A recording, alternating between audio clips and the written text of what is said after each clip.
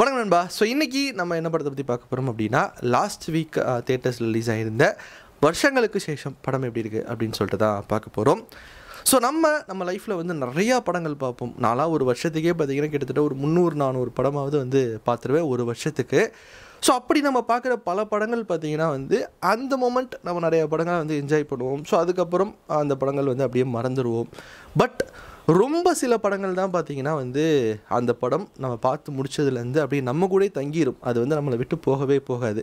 So அப்படிப்பட்ட ஒரு படமாக தான் எனக்கு இந்த வருஷங்களுக்கு சேஷம் படம் வந்து அமைஞ்சிருக்கு அப்படின்னு நான் சொல்லுவேன். ஸோ இந்த படம் லைஃப்பில் ரொம்ப ரொம்ப ரொம்ப ரொம்ப முக்கியமான ஒரு படமாக நான் பார்க்குறேன். எனக்கு இந்த படம் அப்படி தான் நான் பார்க்குறேன். இந்த வருஷத்தில் நடந்த one of the best thing, என்னோடய லைஃப்பில் வாழ்க்கையில் நடந்த ஒரு பெஸ்ட்டு மொமெண்ட், ஒரு பெஸ்ட்டு மெமரி அப்படின்னா டெஃபினட்டாக நான் அந்த வருஷங்களுக்கு சேஷம் படம் பார்த்த அந்த ஒரு 2.25 மணி நேரத்தை தான் நான் சொல்லுவேன்.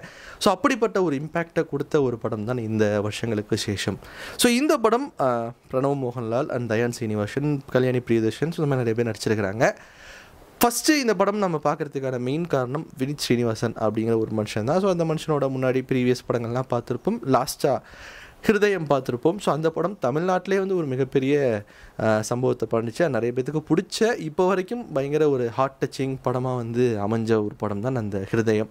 ஸோ அந்த படத்தோட ஒரு டைரக்டர் எடுக்கிற இன்னொரு படம், அதுவும் சினிமா சம்மந்தப்பட்ட படம் அப்படிங்கிறப்போ ஸோ நமக்கெல்லாம் வந்து அந்த மாதிரி படம்னா ரொம்ப பிடிக்கும். ஸோ அது வினித் ஸ்ரீனிவாசன் வந்து அவர் ஸ்டைலில் பண்ணுறாரு அப்படிங்கிறப்போ, அவர் மாதிரி ஒரு டேரக்டர் சினிமா சம்மந்தமாக ஒரு படம் எடுக்கிறாரு அப்படிங்கிறப்போ, அதுவும் சென்னை பேஸ்டில் ஒரு படம் எடுக்கிறாரு அப்படிங்கிறப்போ ஸோ டெஃபினட்டாக அந்த படம் பார்க்கணும் அப்படின்னு சொல்லிட்டு ஃபிக்ஸ் ஆகியாச்சு. சின்ன ஸ்க்ரீனில் எடுத்திருந்தாங்க படம் ரிலீஸ் ஆனப்போ. அப்புறம் வீக்கெண்டு ப்ராக்ரஸை பார்த்துட்டு திங்கக்கிழமை தான் வந்து மெயின் ஸ்க்ரீனுக்கு மாற்றினாங்க. ஸோ அதுக்கப்புறம் தான் நான் போய் பார்த்தேன். ஒரு பெரிய ஸ்க்ரீன், சூப்பரான சவுண்ட் சிஸ்டத்தில் தான் நான் போய் இந்த படத்தை பார்க்கணும்னு ஃபிக்ஸ் ஆகிட்டேன். ஸோ அது வரைக்கும் வெயிட் பண்ணி நல்ல தியேட்டரில் எடுத்ததுக்கப்புறம் நான் போய் படத்தை பார்த்தேன். ஸோ ஃபஸ்ட்டு இந்த படத்தோட கதை என்ன, படத்தோட பாசிட்டிவ்ஸ் என்ன, பிரச்சனைகள் என்ன, எல்லாத்தையும் இந்த வீடியோவில் நம்ம பார்த்துடலாம். ஸோ ஃபஸ்ட்டு இந்த வருஷங்களுக்கு சேஷம் படத்தோட கதை என்ன அப்படின்னு சொல்லி பார்த்தீங்கன்னா, 2 ஃப்ரெண்ட்ஸ் கேரளாவில் அவங்க சொந்த ஊரை விட்டுட்டு வந்து சென்னைக்கு கோடம்பாக்கத்துக்கு வராங்க. ஸோ அங்கே வந்து தான் வந்து சினிமாவில் ஒரு பெரிய ஆள் ஆகணும் அப்படின்னு சொல்லிட்டு ஒரு கனவோடு வந்து வராங்க. ஒருத்தர் தான் ஒரு மியூசிக்கில் பெரிய ஆள் ஆகணும்னு வராரு. இன்னொருத்தர் தான் ஒரு ரைட்டர் டைரக்டராக வந்து ஒரு பெரிய இடத்த வந்து சினிமாவில் பிடிக்கணும் அப்படின்னு சொல்லிட்டு ஆசைகளோடையும் கனவுகளோடையும் அவங்க சொந்த ஊரை விட்டுட்டு மெட்ராஸுக்கு வராங்க. 1970s 80s அந்த டைமில் பார்த்திங்கன்னா வராங்க. ஸோ வந்ததுக்கப்புறம் இந்த சென்னை, இந்த கோடம்பாக்கம், அந்த மெட்ராஸ் அப்போ வந்து அவங்க ஆசைப்பட்டதை வந்து நிறைவேற்றிச்சா? ஸோ என்ன ஆச்சு, இவங்க ஃப்ரெண்ட்ஷிப் என்ன ஆச்சு, கடைசியில் என்ன நடந்தது அப்படிங்கிறதா இந்த வருஷங்களுக்கு சேஷம் படத்தோட ஒரு கதை. படத்தோட பாசிட்டிவ்ஸ் என்ன அப்படின்னு சொல்லி கேட்டிங்கன்னா, ஃபஸ்ட்டு நான் நம்ம டேரக்டர் வினித் ஸ்ரீனிவாசனை தான் நான் சொல்லுவேன். ஏன்னா அவருக்கு நீங்கள் வந்து ஒரு டேக்லைனே கொடுத்துடலாம். ஒரு ஹார்ட் டச்சிங், ஒரு ஃபீல் குட் படம் எடுக்கிற ஒரு டேரக்டர் அப்படின்னு சொல்லிட்டு அவருக்கு ஒரு டேக்லைனே நீங்கள் கொடுத்துடலாம். ஏன்னா ஒவ்வொரு படமே பார்த்தீங்கன்னா அப்படியே வந்து டேரெக்டாக நம்ம கூட வந்து பயங்கரமாக வந்து ரிலேட் ஆகிற மாதிரி உங்கள் ஹார்ட் டச்சிங்காக வந்து ஒரு படம் பண்ணுறாரு. ஒரு சோல்ஃபுல்லான ஒரு கண்டென்ட் வந்து கொடுத்துட்ருக்காரு ஒவ்வொரு படத்துலையும். ஸோ அப்படி அவர்கிட்ட இருந்து வந்த இன்னொரு படைப்பு தான் பார்த்திங்கன்னா இந்த வருஷங்களுக்கு சேஷம். ஸோ இந்த படம் நீங்கள் பார்த்தீங்கன்னா, எஸ்பெஷலி இந்த படத்தோட ஃபஸ்ட் ஹாஃப் பார்த்திங்கன்னா வந்து உங்களுக்கு பயங்கர என்ன சொல்கிறது, ஒரு சோல்ஃபுல்லாக அந்தளவுக்கு வந்து ஒரு ஃபீல் குட்டான ஒரு படம். ஒரு எல்லா எமோஷனும், அதுவும் அந்த இன்டர்வல் போர்ஷன்லாம் பார்த்திங்கன்னா உங்கள் கண்ணில் வந்து தண்ணி நிற்கும்.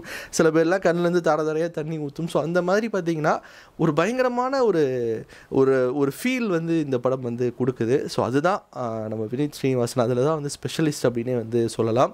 ஒரு படத்தில் பண்ணலாம், 2 படத்தில் பண்ணலாம், தொடர்ச்சியாக எல்லா படத்துலையும் இப்படி ஒரு விஷயம் பண்ணுறதுங்கிறது வந்து ரொம்ப ரேர். ஸோ அப்படிப்பட்ட ஒருத்தர் தான் பார்த்திங்கன்னா நம்ம வினித் ஸ்ரீனிவாசன். ஸோ அந்த மேஜிக்கை இந்த படத்துலையும் வந்து கண்டினியூ பண்ணியிருக்காரு அப்படின்னு தான் வந்து சொல்லணும். அடுத்து இப்படி வந்து ஒரு கதை பண்ணிட்டாரு. ஸோ இந்த படத்தில் யார் நடித்தா அந்த எமோஷனை அந்தளவுக்கு கன்வின்சிங்காக பண்ண முடியும் அப்படின்னு சொல்லிட்டு இவர் செலக்ட் பண்ணி போட்ட ஆர்டிஸ்ட் எல்லாருமே பார்த்திங்கன்னா அந்த அளவுக்கு அந்த கேரக்டராகவே வந்து இந்த படத்தில் வாழ்ந்திருக்காங்க அப்படின்னு தான் வந்து சொல்லணும். எஸ்பெஷலி நம்ம பிரணவ் அண்ட் தயான் ஸ்ரீனிவாசன் இருக்காங்க பார்த்தீங்களா, அவங்க 2 பேரும் பார்த்திங்கன்னா அப்படியே அந்த கேரக்டராகவே வந்து நம்ம கண்ணு முன்னாடி நிற்கிறாங்க. 2 விதமான லைஃப், அதாவது இவங்களோட ஒரு யங்கேஜ் லைஃப் ஒன்று வரும், அதுக்கப்புறம் வயசான ஒரு அந்த ஒரு தோற்றத்துலேயும் வந்து வருவாங்க. ஸோ 2மே பார்த்திங்கன்னா அவ்வளவு கன்வின்சிங்காக, அவ்வளவு பர்ஃபெக்டாக பார்த்திங்கன்னா வந்து நடித்து கொடுத்துருக்காங்க. ஸோ இப்போ அவங்க யங்ஸ்டர்ஸாக இருக்கிறப்போ இந்த மாதிரி சினிமாவுக்கு வாய்ப்பு தேடி அடைகிறப்போ ஸோ அப்போ பார்த்திங்கன்னா ஒரு மாதிரி எனர்ஜெட்டிக்காக என்ன வேலை கொடுத்தாலும் பண்ணுறேன்னு இறங்கி பண்ணுவாங்க. அண்ட் அதுவே வயசான லுக்கில் வரப்போ ஸோ அதுக்கேற்ற மாதிரி அந்த ஏஜுக்கு ஏற்ற ஏற்ற மாதிரி ஒரு டிஃப்ரென்ஸ் வந்து அப்படியே காட்டியிருப்பாங்க. அது லுக்காக இருக்கட்டும் அண்ட் அந்த மேக்கப் பண்ண அந்த மேக்கப் டீமு, ஸோ அந்த லுக் டிசைன் பண்ணவங்களாக இருக்கட்டும் அண்ட் அவங்களோட பர்ஃபார்மன்ஸாக இருக்கட்டும் அந்த அளவுக்கு கன்வின்சிங்காக. ஸோ ஒருத்தர் அவராகவே பண்ணுறது ஈஸி, பட் அவர் வந்து தன்னை மீறி தன்னோட வயசை விட ஒரு 30-40 வயசு எக்ஸ்ட்ரா வச்சு 30 வயசுக்கு மேலே அந்த ஒரு இதை ஃபீல் பண்ணி பண்ணுறதுங்கிறத அவ்வளோ கன்வின்சிங்காக வந்து பண்ணியிருந்தாங்க. 2-3 சீன்லாம் வந்து சூப்பராக இருந்தது. இந்த இன்டர்வல் சீன் எஸ்பெஷலி வந்து சூப்பராக பண்ணியிருந்தாங்க. அண்ட் அதை விட எனக்கு ரொம்ப பிடிச்ச ஒரு சீன் என்னென்னா, தயன் வந்து ஒரு படம் ஹிட்டு கொடுத்ததுக்கப்புறம் பிரணவ் போயிட்டு அவர் வீட்டில் போயிட்டு தண்ணி அடிச்சுட்டு சரக்கு போட்டு போயிடுவார். போயிட்டு அவர்கிட்ட வந்து உன்னோட அடுத்த படத்துக்கு நான் மியூசிக் பண்ணுறேன் அப்படின்னு சொல்லிட்டு அப்போ ஒரு கான்வர்சேஷன் போகும். உள்ளே கூப்பிட்டு உட்கார வச்சு 2 பேரும் பேசுவாங்க. ஸோ அப்போ ஒரு சுச்சுவேஷன் ஒன்று சொல்லுவார். அவர் சொல்கிறப்போ அவரோட அந்த ஒரு என்ன சொல்கிறது ஃபேஸ் ரியாக்ஷனாக இருக்கட்டும், ஸோ அந்த ஒரு பர்ஃபார்மன்ஸு அண்ட் அதை கேட்டு இவர் பிரணவ் வந்து பேசவே மாட்டார், அமைதியாக ஒரு லுக்கு தான் விடுவார். ஸோ அதில் அவர் வந்து ஒரு விஷயம் பண்ணியிருப்பார். ஸோ அந்த ஒரு கான்வர்சேஷன் பார்த்தீங்கன்னா பயங்கரமாக இருந்தது. அவ்வளவு சூப்பராக 2 பேரும் ஹோல்டு பண்ணியிருப்பாங்க அந்த சீன். ஸோ அந்த மாதிரி இது ஒரு சீன் தான் படத்தில், இந்த மாதிரி நிறைய சீன்ஸ் இருக்குது, கிளைமேக்ஸு, இந்த மாதிரி பல விஷயங்கள் இருக்குது. ஸோ எல்லாமே பார்த்தீங்கன்னா அந்தளவுக்கு கன்வின்சிங்காக வந்து பண்ணியிருப்பாங்க. அண்ட் இதில் செகண்ட் ஹாஃபில் ஒரு படம் எடுப்பாங்க. ஸோ அதில் ப்ரொடியூசராக ஒருத்தர் பண்ணுவார். ஸோ அவர் பார்த்தீங்கன்னா தன்னோட படத்துக்கு டிமாண்ட் இருக்கிறப்போ ஸோ இந்த கால்லாம் அட்டன் பண்ணி எப்படி ரேட் ஃபிக்ஸ் பண்ணுவார், ஓடிடிக்கு எவ்வளோ, சேட்டலைட் எவ்வளோன்னு ஃபிக்ஸ் பண்ண, அதெல்லாம் வந்து அவ்வளோ சூப்பராக ரியலாக பண்ணியிருந்தார். அதெல்லாம் அவ்வளோ நல்லா இருந்தது. ஸோ படத்தில் நடித்த ஒவ்வொரு சின்ன சின்ன கேரக்டருமே நம்ம வினித் ஸ்ரீனிவாசனே வந்து ஒரு டிரைவராக வந்து பண்ணியிருப்பார். ஸோ அவராக இருக்கட்டும் எல்லாருமே பயங்கர கன்வின்சிங்காக வந்து பண்ணியிருந்தாங்க. பயங்கர சூப்பராக அவங்களுக்கு கொடுத்த ரோலை ஆப்டாக வந்து பண்ணியிருந்தாங்க அப்படின்னு தான் வந்து சொல்லணும். அண்ட் அடுத்து இந்த படத்தில் நம்ம வினித் ஸ்ரீனிவாசனோட ரைட்டிங் ஒரு பக்கம் அண்ட் பிரணவ் அண்ட் தயனோட ஆக்டிங் ஒரு பக்கம். ஸோ இதெல்லாம் ஒரு பக்கம் படத்துக்கு எந்த அளவுக்கு பலமோ அதுக்கு ஈக்குவலான, அதை விட ஒரு படி மேலேயே இந்த படத்துக்கு பலம் யார் அப்படின்னா அம்ரித்தோட சாங்ஸ் அண்டு பேக்ரவுண்ட் ஸ்கோர்ஸ் தாங்க. ஸோ இந்த படத்தில் வர ஒவ்வொரு சாங்குமே, ஒவ்வொரு பேக்ரவுண்ட் ஸ்கோருமே, அதுவும் குறிப்பாக ஞாபகம்னு சொல்லிட்டு ஒரு சாங் போட்டிருக்கிறாங்க, டைரெக்டாக அப்படியே சோலை போய் டச் பண்ணும். இதை வந்து இந்த ஒரு விஷயத்தை வந்து வினித் ஸ்ரீனிவாசனே அந்த சாங்கோட கமெண்ட்டில் வந்து யூடியூப்பில் பண்ணியிருப்பார். ஸோ டைரெக்டாக உங்கள் உள்ளே டச் பண்ணுற மாதிரியான ஒரு பாட்டு, அப்படியே ஒரு என்ன சொல்கிறது, அதை நீங்கள் தியேட்டரில் பார்த்தாலும் சரி, ஹெட்செட்டில் அந்த பாட்டு கேட்டாலும் சரி, அது ஒரு வேறு மாதிரி ஒரு ஃபீல் தரும். ஸோ அந்த பாட்டு தான் இந்த படத்தோட ஒரு சோல் அப்படின்னே சொல்லலாம். ஏன்னா அந்த பாட்டு படத்தில் யூஸ் பண்ணியிருக்கிற ஒரு சிச்சுவேஷனாக இருக்கட்டும், அந்த பாட்டை வச்சு ஒரு விஷயம் இருக்கும். ஸோ அந்த விஷயமா இருக்கட்டும், ஸோ அதுக்கு ஏற்ற ஒரு பாட்டு கொடுக்கணும் அப்படிங்கிறப்போ ஸோ இந்த பாட்டு எல்லாத்தையும் சாட்டிஸ்ஃபை பண்ணுற மாதிரி அந்த பாட்டோட ஒரு மியூசிக் தான் படத்தில் நிறைய இடங்களில் வரும். ஸோ அந்த இடங்களாக இருக்கட்டும் அண்ட் படத்தோட பேக்ரவுண்ட் ஸ்கோர் ஃபுல்லாக நீங்கள் எந்த பேக்ரவுண்ட் ஸ்கோர் எடுத்துக்கிட்டாலும், ஒரு பேக்ரவுண்ட் ஸ்கோரு ஆக்சுவலாக அந்த யூடியூப்பில் அந்த ட்ரெய்லரில் கூட அந்த பேக்ரவுண்ட் ஸ்கோர் வரும், ஒரு பிட்டு ஒன்று வரும். ஸோ அது பார்த்தீங்கன்னா உங்களுக்கு அதில் எக்கச்சக்கமான விஷயங்கள் கன்வின்ஸ் பண்ணும். உங்களுக்கு அந்த பேக்ரவுண்ட் ஸ்கோரில் வந்து புரியும், ஒரு ஹோப், ஒரு பாசிட்டிவிட்டி, ஒரு எனர்ஜி, ஒரு நம்பிக்கை. ஸோ அந்த மாதிரி அந்த பேக்ரவுண்ட் ஸ்கோர் கேட்டாலே இந்த ஒரு ஃபீல்லாம் உங்களுக்கு வரும். அண்டு அதே மாதிரி எமோஷனல் பேக்ரவுண்ட் ஸ்கோர் கேட்டிங்கன்னா அது ஒன்று வரும். இந்த ஞாபகம் சாங்கில் வர ஒரு ஸ்கோர் பார்த்தீங்கன்னா ஒரு இடத்துல யூஸ் பண்ணிப்போம். அது பார்த்தீங்கன்னா ஒரு எல்லாத்தையும் இழந்து தோற்று போய் நிற்கிற அந்த மாதிரி ஒரு விஷயத்த ஆட்டோமேட்டிக்காக அந்த ஃபீலை வந்து அந்த ஸ்கோரே வந்து உங்களுக்குள்ளே கடத்தும். ஸோ அந்த மாதிரி வந்து ஒரு விஷயம் பண்ணியிருக்காரு நம்ம அம்ரித் பேக்ரவுண்ட் ஸ்கோரில். ஸோ டெஃபினட்டாக இந்த படத்துக்கு ஒரு மிகப்பெரிய ஒரு பலம் அப்படின்னா பேக்ரவுண்ட் ஸ்கோர் தான். பேக்ரவுண்ட் ஸ்கோர் இந்த அளவுக்கு இல்லைன்னா இந்த படம் இந்த அளவுக்கு வந்து நமக்கு ஒர்க் ஆகிருக்காது. ஸோ டெஃபினட்டாக அம்ரித்தோட பேக்ரவுண்ட் ஸ்கோர் அண்ட் சாங்ஸுக்கு ஒரு ஈக்குவல் கிரெடிட் கொடுக்கணும். ஸோ அந்தளவுக்கு சூப்பராக பண்ணியிருக்கிறாங்க இந்த வருஷங்களுக்கு சேஷம் படத்தில். ஸோ இதெல்லாம் தான் எனக்கு இந்த வருஷங்களுக்கு சேஷம் படத்தில் வந்து பாசிட்டிவ்ஸாக பட்ட விஷயங்கள்.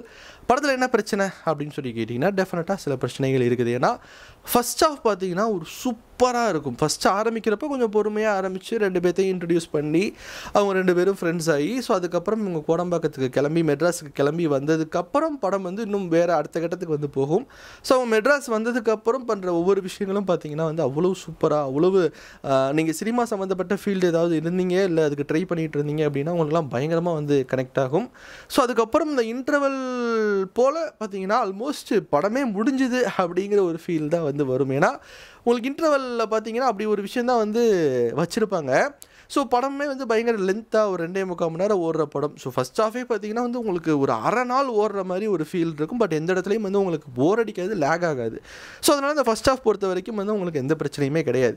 பார்த்து முடிக்கிறப்போ படமே முடிஞ்சிருச்சுடா அப்படிங்கிற மாதிரி வந்து ஒரு சூப்பரான ஒரு இன்டர்வல் வந்து முடிச்சிருப்பாங்க. இதுக்கப்புறம் இவங்க என்ன எடுத்துகிட்டு போக போகிறாங்க, அதான் படமே முடிச்சு போச்சே அப்படிங்கிற மாதிரி தான் தோணும். ஸோ செகண்ட் ஹாஃபில் இவங்க வேறு ஒரு விஷயம் பண்ணுறாங்க. ஸோ செகண்ட் ஹாஃபில் பார்த்தீங்கன்னா வேறு ஒரு படம் எடுக்கிற மாதிரி. ஸோ அதில் நம்ம நிவின் பாலி வந்து ஒன்று பண்ணியிருப்பார். அவர் வர ஒரு அரை மணி நேரம் போர்ஷன் பார்த்தீங்கன்னா வேறு லெவலில் இருக்கும். ஸோ செகண்ட் ஹாஃப் வந்து இவங்க டோட்டலாக வேறு ஒரு மாதிரி ஒரு காமெடியாக ஒரு ஃபன்னாக அப்படியே ஒரு படம் எடுக்கிற ப்ராசஸ் மாதிரி ஒன்று கொண்டு போயிருப்பாங்க. ஸோ அந்த விஷயம் நிறைய பேர்த்துக்கு வந்து கொஞ்சம் போர் அடிக்கிற மாதிரி தான் வந்து இருக்கும். ஏன்னா படத்துக்குள்ளே படம் எடுக்கிறது அப்படிங்கிறப்போ ஸோ அதில் அவங்க ரிப்பீட்டடாக படம் ஆரம்பிப்பாங்க, நடக்காது அப்படின்னு சொல்லிட்டு ஒரு 4-5 வாட்டி வந்து வந்துடுமா. ஸோ அதுவே வந்து பயங்கர செகண்ட் ஹாஃபில் பயங்கர போர் அடிச்சு போச்சு. என்னடா ஆரம்பிக்கிறாங்க நடக்கலை, அப்போ இவ்வளோ நேரம் பண்ணிட்டு இருந்ததெல்லாம் வேஸ்ட்டா அப்படிங்கிற மாதிரி வந்து செகண்ட் ஹாஃபில் கொஞ்சம் அந்த போர் அடிக்க தான் செய்யும். ஸோ அதை கொஞ்சம் ஏதாவது கட் பண்ணி கொஞ்சம் ஏதாவது சீக்கிரம் கட் பண்ணியிருக்கலாம்.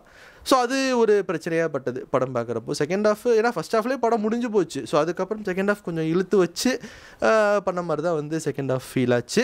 ஸோ அது ஒரு பிரச்சனை டெஃபினட்டாக இந்த படம் பார்க்குறப்போ அதுதான் பெரிய பிரச்சனை. ஸோ நீங்கள் ஒரு சினிமா சம்மந்தப்பட்ட பர்சனாக இருந்தீங்க அப்படின்னா உங்களுக்கு இந்த படம் வந்து ரொம்ப பிடிக்கும், ரொம்ப கனெக்ட் ஆகும். ஒரு ஜென்ரல் ஆடியன்ஸை பொறுத்த வரைக்கும் இந்த படம் வந்து எந்த அளவுக்கு ஒர்க் ஆகும் அப்படிங்கிறது வந்து டெஃபினட்டாக வந்து ஒரு டவுட்டு தான்.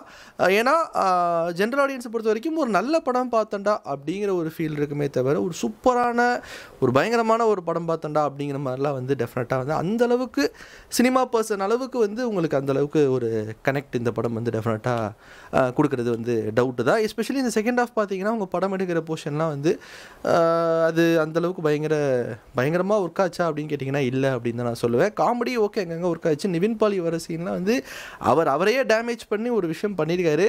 அது வேறு லெவலில் வந்து ஒர்க் ஆகிருந்தது. அது பயங்கரமாக சூப்பராக இருந்தது. அது பயங்கர ஃபன்னாக இருந்தது. பட் மித்தபடி செகண்ட் ஹாஃப் வந்து கொஞ்சம் நல்லா தான் வந்து போச்சு.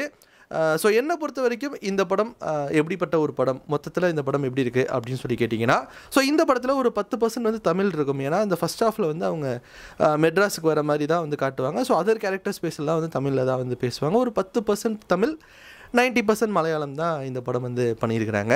அண்ட் அது மட்டும் இல்லாமல் உங்களுக்கு நண்பன் படம் பிடிக்கும் அப்படின்னா, நண்பன், 3 Idiots மாதிரியான படங்கள்லாம் பிடிக்கும் அப்படின்னா டெஃபினட்டாக இந்த படம் வந்து உங்களை இம்ப்ரெஸ் பண்ணுறதுக்கான வாய்ப்புகள் நிறையவே வந்து இருக்குது. எஸ்பெஷலி படத்தோட ஃபஸ்ட் ஹாஃப் அண்டு கிளைமேக்ஸு.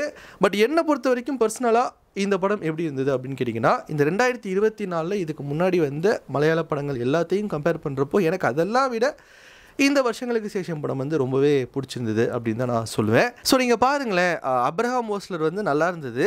அதுக்கப்புறம் பார்த்த ஆட்டம் பார்த்தீங்கன்னா அதை விட நல்லா இருந்தது. அதுக்கப்புறம் அந்த அன்விஷிப்பின் கண்டதும் பார்த்தீங்கன்னா அதை விட இன்னும் சூப்பராக இருந்தது. அதுக்கப்புறம் பிரம்மயுகம் பார்த்தா அது அதை விட சூப்பராக இருந்தது. அதுக்கப்புறம் பிரேமலு பார்த்தா அது அதெல்லாம் விட சூப்பராக இருந்தது. அதுக்கப்புறம் மஞ்சுமேல் பாய்ஸ் பார்த்தா அது அதை விட சூப்பராக இருந்தது. அதுக்கப்புறம் கோட் லைஃப் பார்த்தா அதெல்லாம் விட இது சூப்பராக இருந்தது. அதுக்கப்புறம் ஆவேஷம் பார்த்தா இது எல்லாத்தையும் விட ஆவேஷம் நல்லா இருக்குது. அதுக்கப்புறம் வருஷங்களுக்கு சேஷம் பார்த்தா அது எல்லாத்தையும் விட இது நல்லா இருக்குது. ஸோ இந்த மாதிரி அடுத்தடுத்து இந்த வருஷம் வர ஒவ்வொரு படமே பார்த்தீங்கன்னா அதுக்கு முன்னாடி வந்த படங்களை விட சூப்பராக தான் வந்து கண்டென்ட்டில் வந்து கொடுத்துட்ருக்காங்க. ஆல்ரெடி ஃபஸ்ட்டுலேருந்து அவங்க கொடுத்தது எல்லாமே பெஸ்ட்டு தான். பட் அடுத்தடுத்து வர படங்கள் பார்த்தீங்கன்னா அதை கம்பேர் பண்ணி அதை ஈக்குவல் பண்ணுறதே கஷ்டம். அப்படிங்கிறப்போ அந்த பெஸ்ட்டை ஈக்குவல் பண்ணுறதே கஷ்டங்கிறப்போ பெஸ்ட்டுக்கு மேலே பெஸ்ட்டாக வந்து கொடுத்துட்டு போயிட்டுருக்கிறாங்க மாலிவுட். ஸோ அப்படிப்பட்ட ஒரு சம்பவம் தான் லாஸ்ட் வீக் ரிலீஸ் ஆன ஆவேஷம் அண்ட் வருஷங்களுக்கு சேஷம் படம். ஸோ நீங்கள் டெஃபினட்டாக நீங்கள் சினிமாவில் ஏதாவது ட்ரை பண்ணுறீங்க, சினிமா சம்மந்தப்பட்ட ஆளாக இருந்தீங்க அப்படின்னா இந்த படம் டெஃபினட்டாக மிஸ் பண்ணாமல் தேட்டரில் போய் பாருங்கள். அவ்வளவு சூப்பரான ஒரு படம், உங்களுக்கு ரொம்ப பிடிக்கும். நீங்கள் இந்த வருஷம் பார்த்த படங்களே ஒன் ஆஃப் த பெஸ்ட் படமாக இந்த படத்தை வந்து நீங்கள் நினைப்பீங்க. ஸோ அந்தளவுக்கு ஒரு படம் தான். இல்லை நீங்கள் ஒரு ஜென்ரல் ஆடியன்ஸாகவே இருந்தாலும் சரி, நீங்கள் இந்த படம் தேட்டரில் பார்க்குறப்போ டெஃபினட்டாக ஒரு நல்ல படம் பார்த்தண்டா அப்படிங்கிற ஒரு திருப்தி வந்து டெஃபினட்டாக வந்து கொடுக்கும் இந்த வருஷங்களுக்கு சேஷம் அப்படிங்கிற ஒரு படம். நீங்கள் ஆல்ரெடி படம் பார்த்துருந்தீங்க அப்படின்னா எப்போ இருந்ததுன்னு சொல்லிட்டு கமெண்ட் செக்ஷன் சொல்லுங்கள். இன்னும் பார்க்கல அப்படின்னா டெஃபினட்டாக தேட்டரில் போயிட்டு பார்க்குறதுக்கு ஒரு நல்ல படம் தான் இந்த வருஷங்களுக்கு சேஷம்.